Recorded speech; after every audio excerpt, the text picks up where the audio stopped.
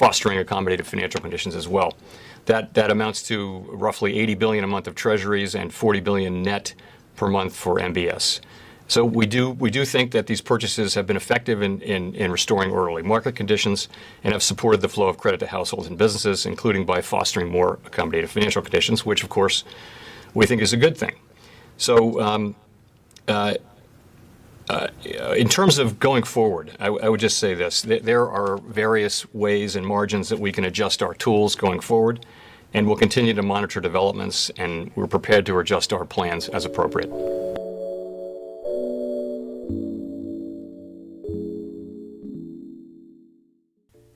Hey guys, welcome to Future Trend Today. Thanks for tuning in. I know it's been some time. I've been rather busy with life, work, and everything in between, trying to figure out how best to position myself for this upcoming crazy Q4 that we just embarked on, being that it's October 1st.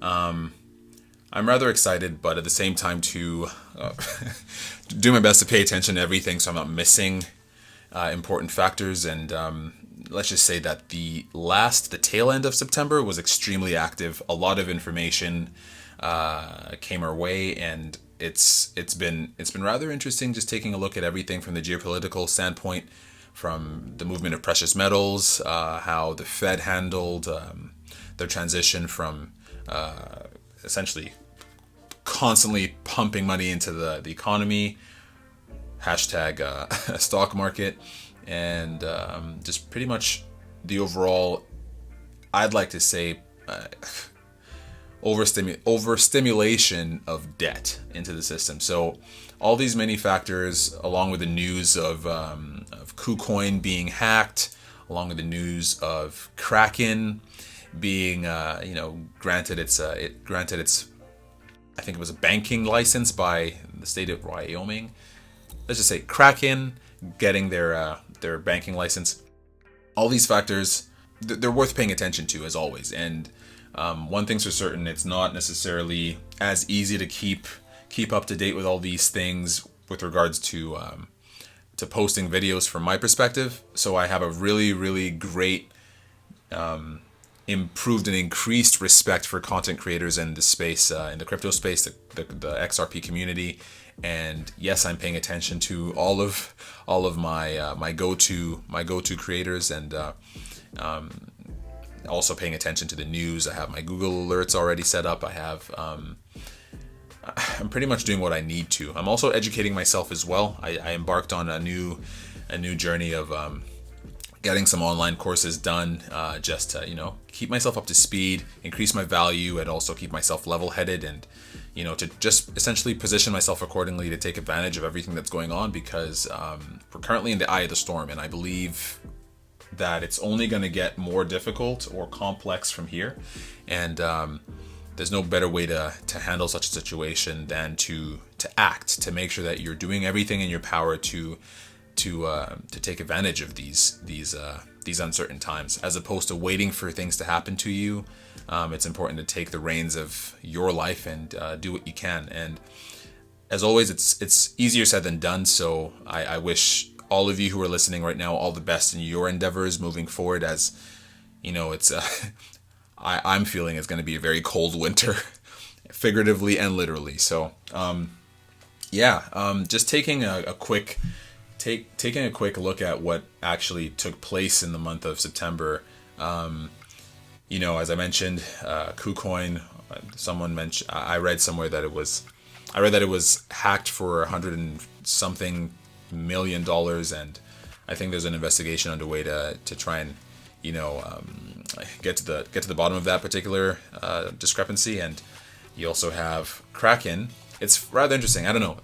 Take it for what it's worth. I pay attention to cues like this. KuCoin, Kraken. You have 2K.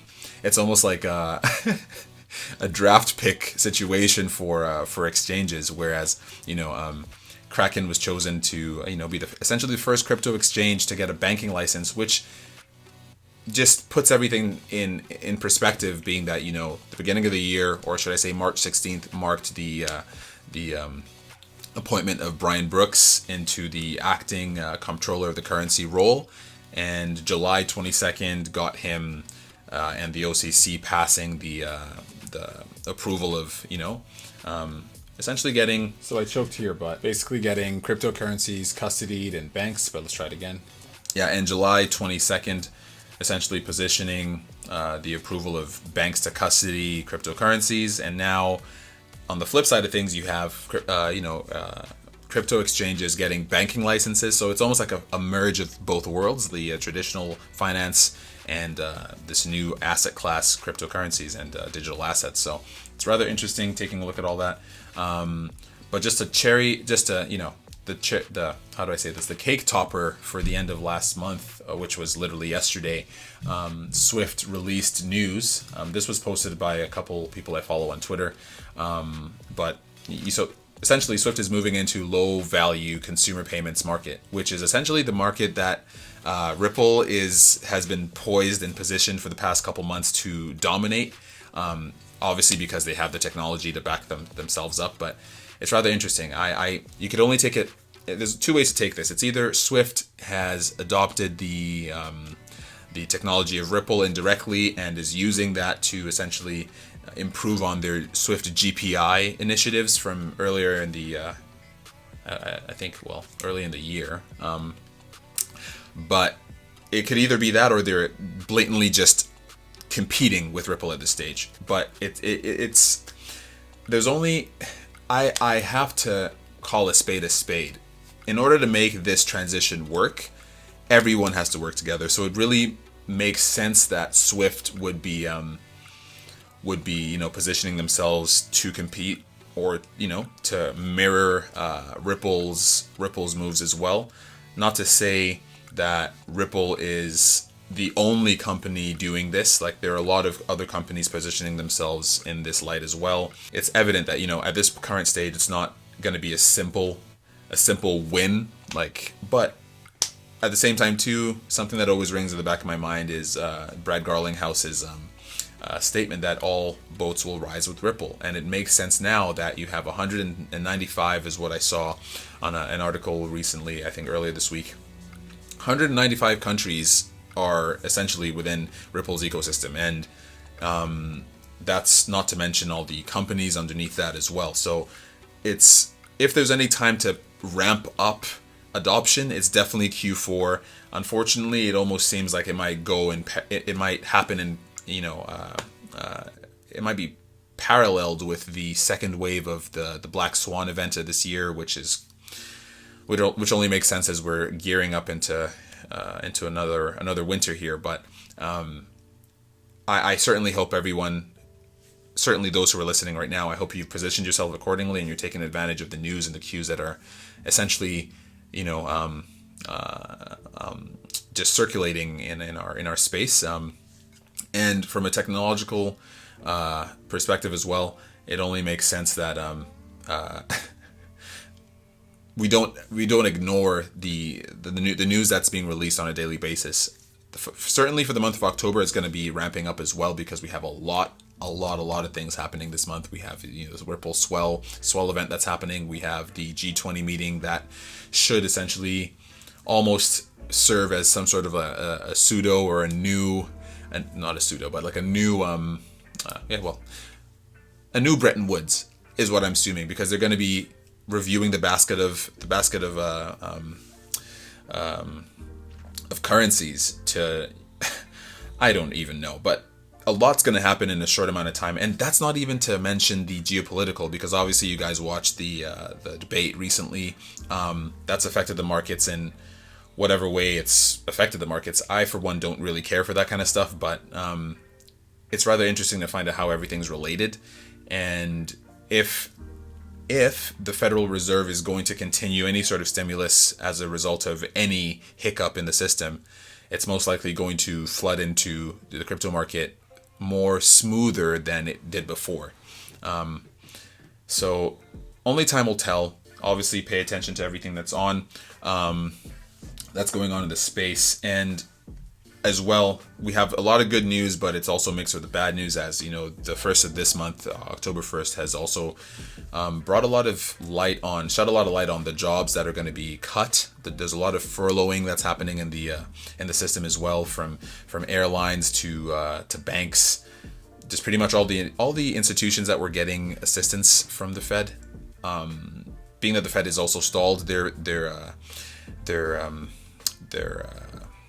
stimulus kind of monetary policy, it's almost,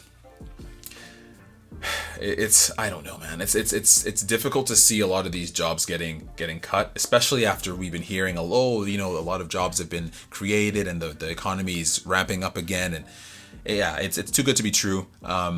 So brace yourselves, everybody. I hope you are doing everything you can in your power to make sure you're prepared, and don't forget to stock up on the necessary items, because with everything that might essentially go, everything that might unfold in the next few weeks as we're ramping up into winter, best believe there's going to be hiccups within supply chain for products that you may deem as necessary in your household. So outside of that, not to scare anybody, but it's always necessary to keep an open mind and be prepared, so that you're not kicking yourself when it's quote unquote too late.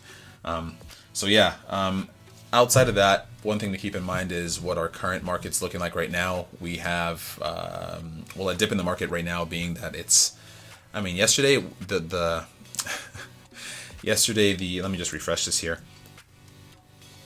Yesterday I took a look at the market, and Bitcoin was holding at 10,700, and XRP was at 24 cents and some change. So right now it's dipping. I, for one, have positioned myself as best as I possibly can to take advantage of the previous dips. I'm not so certain what I'm going to do this round, but we'll see. At the end of the day, if the market's red or there's blood on the streets, it's always an opportunity to buy. So we'll see how much the wife is comfortable with me making more purchases. But at this rate, it is what it is. I really appreciate you guys tuning in as always. And if you wouldn't mind, subscribe, hit the like button if you like this video and my content as well. And don't forget to hit that notification bell to get notified every time that I post something. And also, I have a Twitter that I'm trying desperately, well, not desperately, I'm trying to consistently grow. And at this rate, I'm at 31. I'm trying to hit that next 7, which is 35.